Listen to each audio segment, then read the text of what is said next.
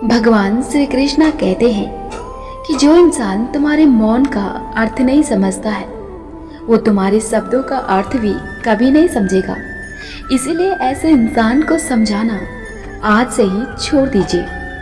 जिंदगी में तकलीफ कितनी भी हो कभी हताश मत होना, क्योंकि धूप कितनी भी तेज क्यों ना हो समंदर को कभी सुखा नहीं सकती है। सहनशीलता के 3 लक्षण होते हैं। पहला, किसी की निंदा का असर ना होना। दूसरा, हर हाल में संतुष्ट रहना। और तीसरा, भगवान पर, खुद पर और अपने कर्मों पर भरोसा रखना। हमें शांति तभी मिल सकती है जब हम किसी को परखने की कोशिश न करें और दूसरों की गलतियों को क्षमा करने का साहस रखें। गुस्सा करना अक्सर ही पछतावे का सबसे मुख्य कारण होता है। श्री कृष्णा कहते हैं कि मौन किसी भी मानव की कमजोरी नहीं होती है, बल्कि उसका बड़प्पन होता है। वरना जिसको सहना आता है उसको कहना भी आता है। शांत बने रहो जब तक तुम्हारा सही वक्त ना आ जाता हो। विचार की वजह से मन इधर उधर भटकते रहता है और जब विचार शांत हो जाते हैं तभी हम ध्यान कर पाते हैं। अगर एक हारा हुआ इंसान हारने के बाद भी मुस्कुरा दे तो जीतने वाला भी अपनी जीत की खुशी को खो देता है। अगर खुद को शांत रखना चाहते हो तो ध्यान करना सबसे अच्छा उपाय होता है। ध्यान की वजह से सुख हो या दुख हमारा मन शांत रहता है। इसकी वजह से बुराइयां भी हमसे दूर होती रहती है। कोई शत्रु हमारा उतना नुकसान नहीं करता है जितना कि हमारा नकारात्मक विचार करते हैं। सुख शांति चाहते हैं तो विचारों को सकारात्मक और शांत बनाए रखिए। खुश होना है तो तारीफें सुनिए और बेहतर होना है तो निंदा सुनिए। लोग आपसे नहीं आपकी स्थिति से हाथ मिलाते हैं। जो इंसान जितना मौन रहता है वो अपनी इज्जत को उतना ही महफूज रखता है। जीतने के बाद तो सारी दुनिया गले लगाती है, लेकिन हारने के बाद जो गले लगाता है सिर्फ वही अपना होता है। श्री कृष्णा कहते हैं कि सफलता की कोई सीमा नहीं होती है। हर दिन अपने आप को बेहतर बनाने की कोशिश करते रहो। खुश रहने का मतलब ये नहीं कि सब कुछ ठीक है। इसका मतलब ये होता है कि आपने आपके दुखों के ऊपर उठकर जीना सीख लिया है। किसी का कष्ट देखकर अगर तुम्हें भी कष्ट होता है तो समझ लेना तुम्हारी आत्मा में परमात्मा विराजमान है। आत्मा हमेशा जानती है कि सही क्या है, लेकिन मनुष्य के सामने सबसे बड़ी चुनौती होती है मन को समझाने की।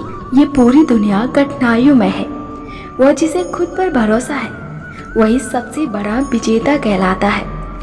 यकीन तो सबको झूठ बोलने वालों पर होता है।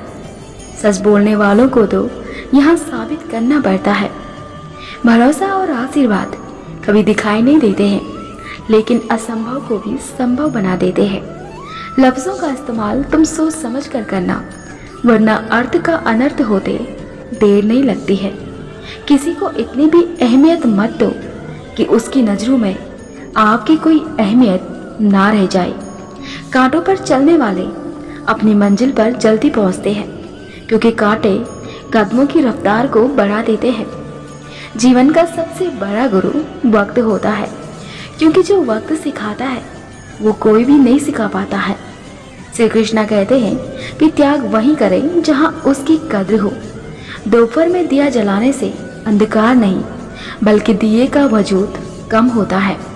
जो बुरा लगे उसे त्याग दो, फिर चाहे वो विचार हो, कर्म हो या फिर कोई मनुष्य हो। बातें तो हर कोई बनाता है, लेकिन अपना कौन है ये सिर्फ वक्त बताता है।